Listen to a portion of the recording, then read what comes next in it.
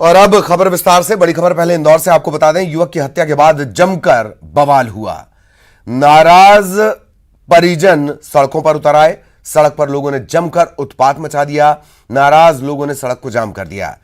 युवक पर हमले का एक वीडियो भी वायरल हुआ है। हमलावरों की तस्वीरें सीसीटीवी में कैद है। आरोपियों की तलाश की जा रही है, लेकिन इसके चलते, इस फुटेज के सामने आने के चलते लोग गुस्सा गए और परिजनों के साथ मिलकर सड़क पर उत्पात शुरू हो गया। सड़क पर जाम लगा दिया गया और धीरे धीरे ये चक्का जाम, ये प्रदर्शन उत्पात में तब्दील हो गया। आरोपियों की तलाश की जा रही है।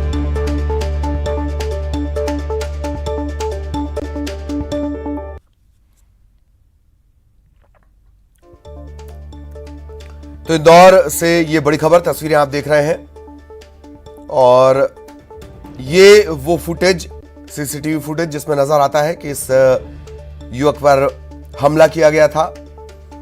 इसके बाद लोगों की नाराजगी किस कदर सामने आई वो इन तस्वीरों में।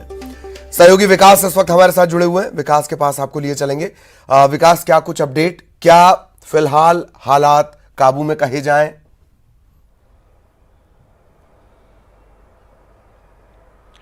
जी बिल्कुल, देर रात पुलिस ने सारी स्थिति को नियंत्रण में कर लिया है। उसकी औपचारिक जानकारी भी उन्होंने दी है। हालांकि पूरा मामले की अगर बात की जाए, बेहद मामूली सा विवाद था और उसके बाद दो पक्षों के लोग आमने सामने हो गए और उसी के दौरान जब सामने वाला महू में रहने वाला जो पक्ष था, वो पिगडम्बर गांव में रहने वाले सुजीत से जब उनका विवाद हुआ तो वहां पहुंचे अपने अन्य साथियों के साथ, तो सुजीत और अन्य लोगों पर हमला कर दिया, जिसमें सुजीत की मौके पर ही मौत हो गई। बाकी उसके अन्य जो साथी हैं वो घायल हो गए, जिनका गंभीर अवस्था में जिस अस्पताल में फिलहाल इलाज चल रहा है। जानकारी है कि जैसे ही सुजीत की मौत की जानकारी ग्रामीणों को लगी तो उन्होंने हाईवे को जाम कर दिया। इस हाईवे के जाम को खुलवाने के लिए पुलिस को कड़ी मशक्कत करना पड़ी।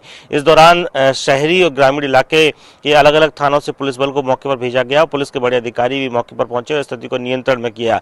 किशनगंज थाना क्षेत्र का पूरा मामला है, जहां देर रात पिगडम्बर में तनाव जैसे हालात निर्मित हुए। इस दौरान ये भी जानकारी है कि छुटपुट इस तरह के पथराव की स्थिति, आगजनी ऐसी स्थिति भी निकलकर सामने आई। हालांकि इसकी औपचारिक जानकारी नहीं है, फुटेज अब तक प्राप्त नहीं हुए, लेकिन ये अनऑफिशियली सोर्सेस से जानकारी मिली है कि देर रात गाड़ियों में आग लगाने जैसी स्थिति भी निर्मित हुई थी। बहरहाल पुलिस ने मौके पर पहुंचकर बड़ी संख्या में जो बल था उसे तैनात किया गया था।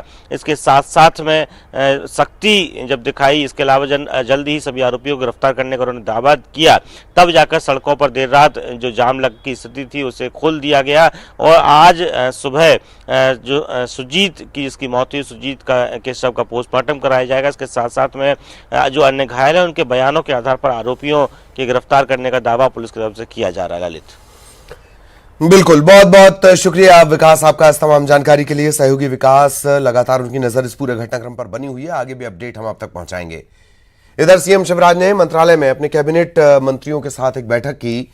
सीएम ने कानून व्यवस्था को लेकर निर्देश दिए। उन्होंने कहा कि लॉ एंड ऑर्डर के मामले में टॉप पर रहना है। सीएम ने महिला अपराध को लेकर सख्ती दिखाई। कहा कि अपराधियों पर कड़ी से कड़ी कार्रवाई होनी चाहिए।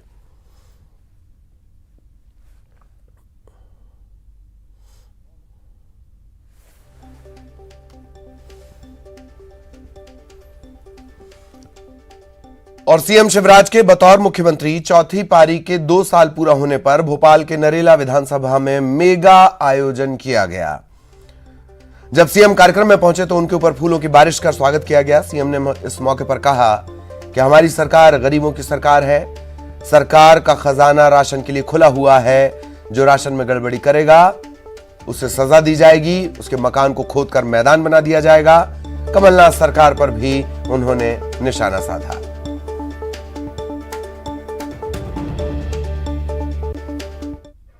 भारतीय जनता पार्टी की सरकार की पहली प्राथमिकता रोटी, कपड़ा, मकान, पढ़ाई, दवाई और रोजगार का इंतजाम गरीबों के लिए करने में हम कोई कसर नहीं छोड़ेंगे। ये राशन में अगर कोई नाम छूट गया, वैसे विश्वास से छूटे नहीं दिए होंगे, सही बात है कि नहीं? फिर भी भूले भटके छूट गए हो तो मामा के खजाने में गरीबों के लिए राशन की कमी नहीं है। पात्रता पर्ची बनवा देना, राशन ठीक से मिल जाए। अगर गरीबों के राशन में कोई ने गड़बड़ की तो मामा क्या करेगा? अरे क्या करेगा? मैं सच कह रहा हूं, एफआईआर होगी, जेल जाएंगे और घर खोद के मैदान बना दिए जाएंगे गरीबों के लिए। आज विश्वास सारंग जी ने हमारे खेड़ापति हनुमान जी के मंदिर के जीर्णोद्धार की बात कही है। मिलकर हम लोग काम करेंगे और अति प्राचीन मंदिर का जीर्णोद्धार किया जाएगा।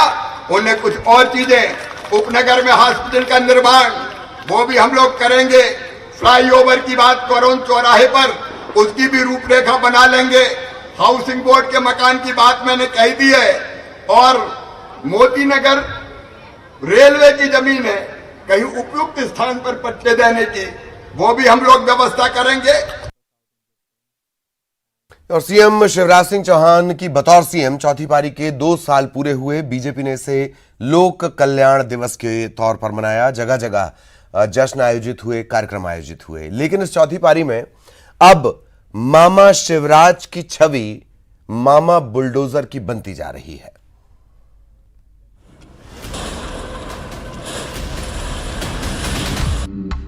पहले सिर्फ मामा थे, अब बुलडोजर मामा हो गए हैं।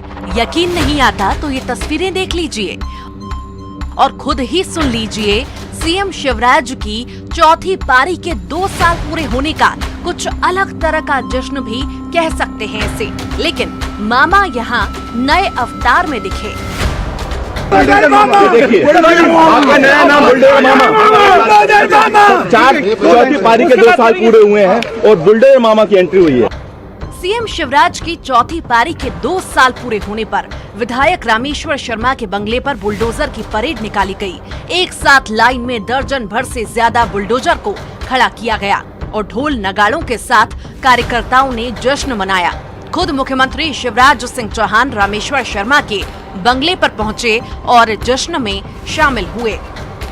मध्य प्रदेश में जब पहली बार सरकार बनी थी तब चंबल में, ग्वालियर संभाग में, यहाँ तक के छतरपुर, पन्ना और सतना जैसे जिलों में भी डकैतों का आतंक था। तब हमने संकल्प लिया था कि डकैत मध्य प्रदेश में नहीं रहेंगे, या तो डकैत रहेंगे या शिवराज रहेंगे। डकैतों के गिरोह समाप्त हो गए, सिमी के नेटवर्क को हमने ध्वस्त किया, प्रभावी अंकुश नक्सल बात पे लगाया और बीच में जब सख्ती की जहां आवश्यकता पड़ी, सिमी के आतंकवादी भोपाल की जेल में थे। जेल तोड़ने की जुर्रत अगर की तो भोपाल से ज्यादा दूर नहीं जा पाए, एनकाउंटर में ढेर कर दिए गए। चौथी पारी में मामा बुलडोजर मामा हो गए हैं और आक्रामक तेवर में नजर आ रहे हैं। मुख्यमंत्री शिवराज सिंह चौहान के चौथी पारी के 2 साल पूरे होने की खुशी में जगह जगह कार्यक्रम हो रहे हैं। प्रदेश भर में कार्यक्रम आयोजित करके बीजेपी नेता और कार्यकर्ता खुशियां मना रहे हैं। शिवराज सिंह चौहान ने आज दिन की शुरुआत पौधारोपण से की। शहीद दिवस पर भगत सिंह, सुखदेव और राजगुरु को याद किया। उसके बाद पार्टी के नेताओं ने उनको मिठाई खिलाकर बधाई दी। फिर मुख्यमंत्री ने बच्चों के टीकाकरण अभियान की शुरुआत की।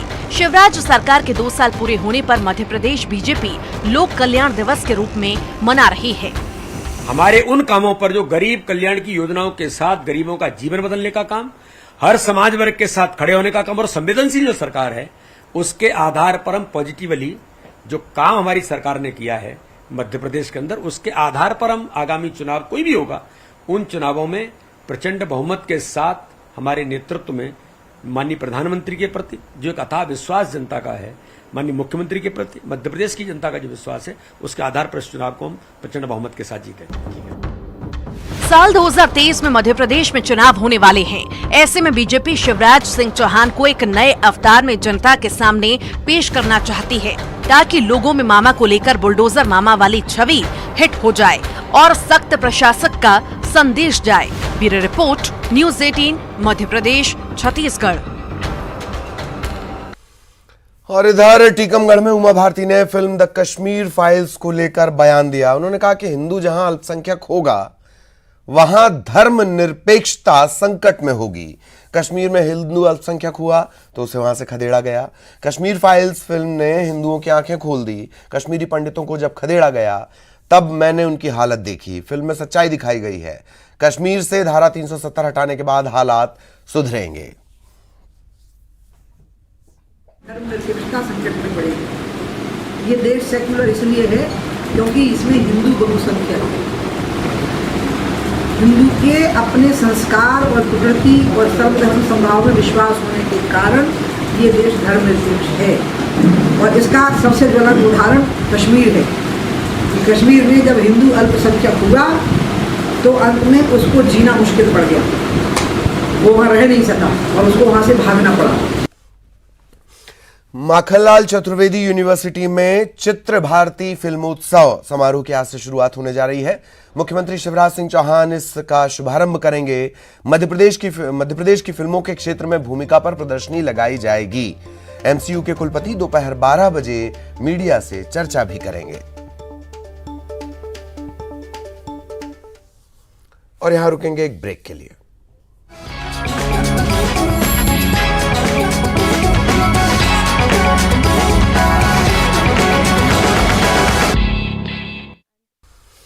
ब्रेक के बाद खबर विदिशा से एटीएस ने एक व्यक्ति को गिरफ्तार किया है और आतंकियों के मदद करने के आरोप इस पर लगे हैं। आतंकियों के लिए एमपी में स्लीपर सेल बनाने की मदद का आरोप है। बांग्लादेश के आतंकियों से पूछताछ में कई बड़े खुलासे हो रहे हैं। सूत्रों के हवाले से ये आतंकी भोपाल में ही किसी बड़ी साजिश को अंजाम देने की प्लानिंग में थे। इन्होंने मंत्रालय, विधानसभा, बिरला मंदिर और शहर के कई सेंटर पॉइंट इन्हें अपना टारगेट बनाया था। आतंकी शहर में जो आर्मी इलाके को जानते थे। सूत्रों के मुताबिक शाहवान ने पूछताछ में यह भी बताया एटीएस को कि मूल रूप से जिला विदिशा का होने के बावजूद वो भोपाल की भौगोलिक स्थिति को अच्छे तरीके से समझता है। उसका काम ऐशबाग इलाके से पहले पकड़े गए 4 आतंकियों को बाइक से घुमाकर शहर के अलग अलग इलाकों से परिचित कराना था। आतंकियों को शहर में घूमने के लिए बाइक वो मुहैया करवाता था। यह भी बताया जा रहा है कि शहर के सेंटर पॉइंट आतंकियों के निशाने पर थे। भोपाल के ऐशबाग इलाके से एमपी एटीएस ने आतंकी फजहर अली, मोहम्मद अकील, जहरुद्दीन, फजहर जैनुल को गिरफ्तार किया था। 3 आतंकी बांग्लादेश के हैं, एक बिहार का रहने वाला है।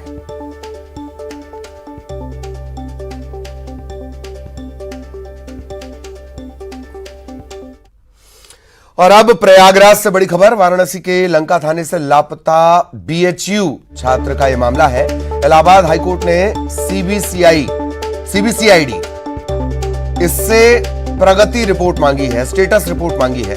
कोर्ट ने सीबीसीआईडी को 2 हफ्ते में स्टेटस रिपोर्ट या प्रोग्रेस रिपोर्ट भी कह सकते हैं, वो पेश करने का निर्देश दिया। 18 अप्रैल को इस मामले में अगली सुनवाई होगी। अधिवक्ता सौरभ तिवारी की ओर से ये जनहित याचिका दाखिल की गई है।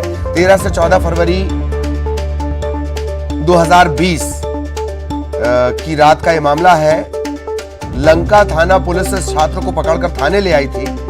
उसके बाद से बीएससी 3rd ईयर के छात्र शिव कुमार त्रिवेदी लापता हैं। सरकार की तरफ से कहा गया कि छात्र विक्षिप्त था, थाने से चला गया था।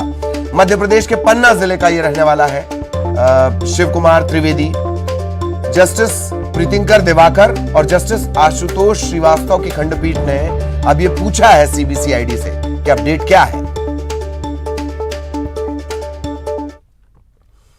स्कूल शिक्षा मंत्री इंदर सिंह परमार बलिदान दिवस पर शाजापुर के शुजालपुर में एक प्राथमिक स्कूल पहुंचे। बच्चों से मुलाकात की, बलिदान दिवस के बारे में बच्चों को बताया। बच्चे भी बहुत खुश दिखे।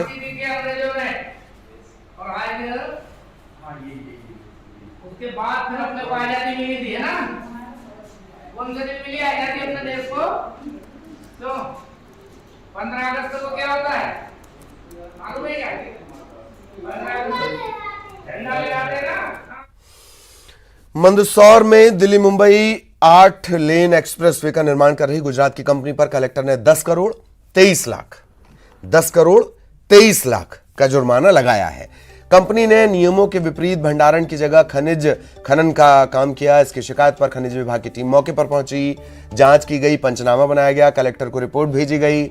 इसके बाद कलेक्टर ने अवैध खनन के आरोप में कंपनी पर यह भारी भरकम जुर्माना किया है।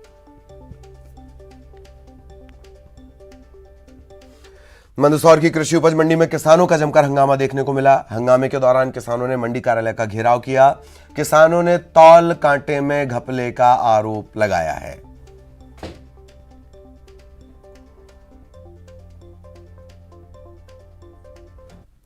कैनन कंपनी का कांटा है। वो कैनन कंपनी के इंजीनियर से, इंदौर से इंजीनियर आ रहा है। सुबह 11 बजे तक वो आ जाएगा।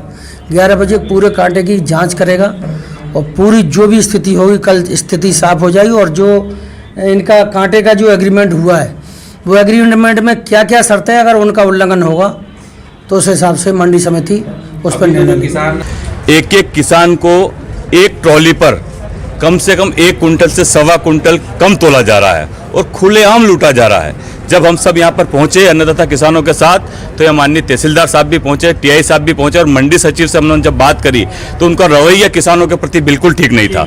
उनसे हमारी झड़प हुई है और हमने तहसीलदार साहब ने कहा है हमारे साथ कि जो दोषी है उनके ऊपर कार्रवाई होना चाह रही है। अभी मैं आया यहाँ पर, कुछ किसान बंधु अपनी बातों को लेकर के नाराजगी व्यक्त कर रहे थे, जिसमें एक किसान के द्वारा जो गेहूं तोला गया था उसमें डबल से तोलने पर वेरिएशन आया है।